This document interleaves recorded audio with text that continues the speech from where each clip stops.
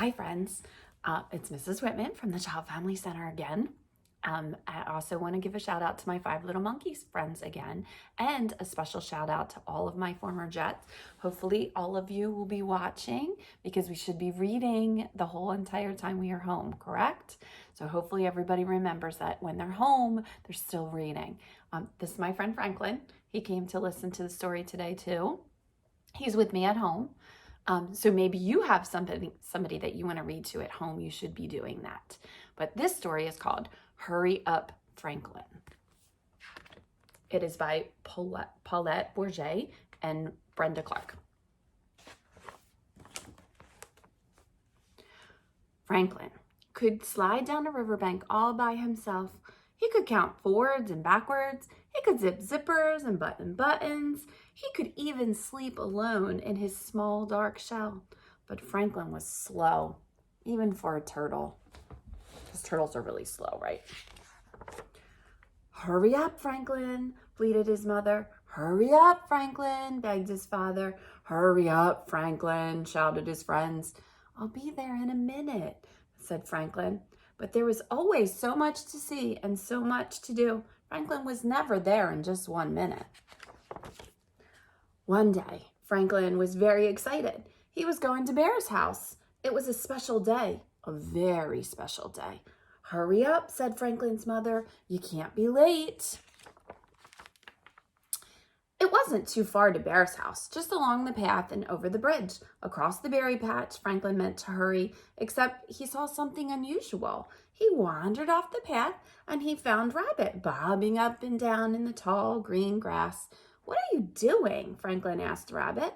Playing leapfrog, said Rabbit. Do you want to play with me? I'm on my way to Bear's house, said Franklin, and I can't be late. There's lots of time, said Rabbit, forgetting that Franklin was so slow, even for a turtle. It's just along the path and over the bridge and across the berry patch. Come and play with me. So Franklin knew it wasn't far, so he said yes. And Rabbit leaped over Franklin again and again. But after a while, Rabbit said, it's time to go. Hurry up, Franklin, or you'll be late. And then Rabbit bounded along the path on his way to Bear's house. Because rabbits are a lot faster than turtles, right? I'll be there in a minute, said Franklin. And he meant to be there in just 1 minute, except he heard an odd sound. Franklin watched even further off the path until he found Otter sliding up and down the riverbank. What are you doing? Franklin asked Otter. Slipping and sliding, answered Otter. Do you want to play with me? I'm on my way to Bear's house, said Franklin, and I can't be late. There's lots of time, said Otter, forgetting that Franklin was slow, even for a turtle. It's just along the path and over the bridge, across the berry patch. Come and play with me. Franklin knew it wasn't that far, so he said yes. Franklin slid down the riverbank and splashed in blue bubbles until Otter said, it's time to go. Hurry up, Franklin. You'll be late. And then Otter swam away with a flick of her tail and on her way to Bear's house. I'll be there in a minute, said Franklin. It was very quiet. Franklin was alone and far from the path. Rabbit had gone. Otter had gone. Franklin had a frightening thought. Maybe he was already too late.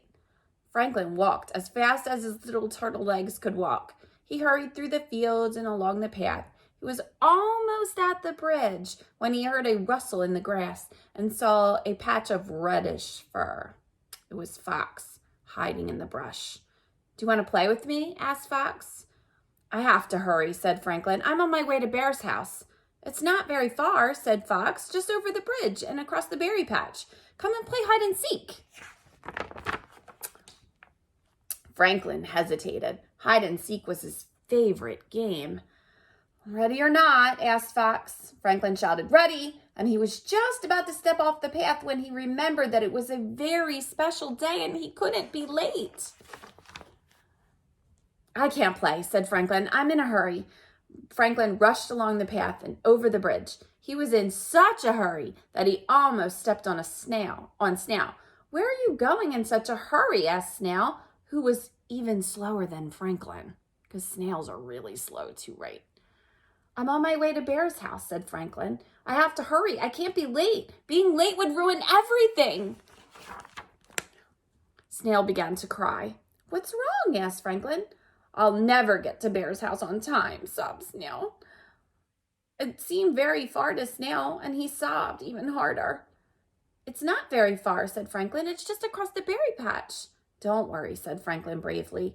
But even Franklin was worried. It was farther than he thought. It was such a very big berry patch. He wished that he hadn't played with Rabbit, and he wished that he hadn't played with Otter, and he wished that he hadn't wasted so much time talking to Fox. And then he remembered it was Bear's special day. There was no time to cry. They had to hurry. Come along, Snail, said Franklin, helping Snail slide onto his back. Please hurry, whispered Snail, but Franklin needed no urging. He moved surely and steadily. He hurried past the blackberries. He hurried past the gooseberries. He even hurried past the raspberries. And he was almost at Bear's front gate when he remembered something very important. He stopped right at the edge of the berry patch, and he started picking handfuls of the ripest, plumpest, juiciest blueberries in the berry patch. We don't have time to pick berries, said Snail. You know we can't be late. Franklin whispered into Snail's right ear, and soon Snail was helping too. They picked until the bush was clean.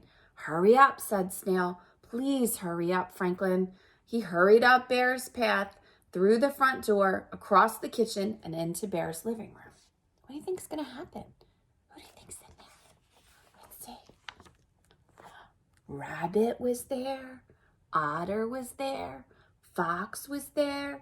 Everyone was there. Franklin and Snail had made it just in time to shout, Surprise! Have a happy birthday, Bear! And he did. See, what did he give him for the present? You see, he gave him the berries that he picked. That was a good use of his slow time, right? Because he got something for his friend. He was being kind. And being kind is, you always have time to be kind. Okay, I hope you enjoyed your story. I'll talk to you all later.